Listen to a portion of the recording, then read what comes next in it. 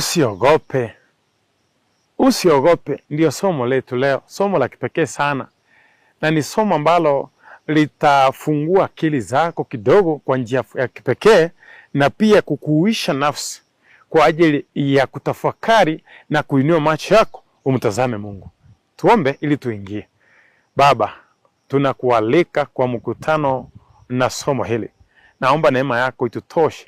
Utakase midomo wangu, usaidie mnenaji wangu, atakapopokea ujumbe abarikiwe na asongeshwe karibu nawe kupitia kwa neema yako. Nimeamini kuomba kwa jina la Yesu aliye mwombezi wetu. Amen. Usiogope. Mwana matengenezo mmoja kutoka nchi ya Ujerumani alisema mambo haya: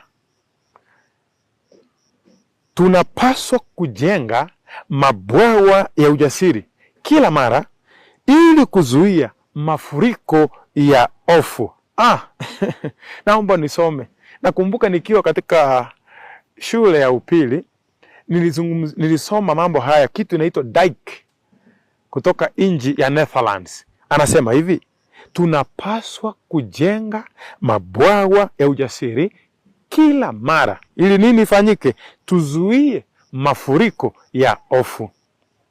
Wapendwa, je, unafahamu kwamba woga unachangia sana na unabadilisha maisha yako? Asa woga una sehemu kubwa katika kutengeneza na kujenga maisha yako ni jinsi utakavyokuwa. Jambo la kipekee sana. Vipi? Nikagundua pia kwamba woga inaathiri maamuzi yako ambayo unafanya, mambo unayoyatenda na hata matokeo unayotimiliza. Woga unaathiri maamuzi, mambo unayotenda, hata matokeo yake. Woga, usisahau.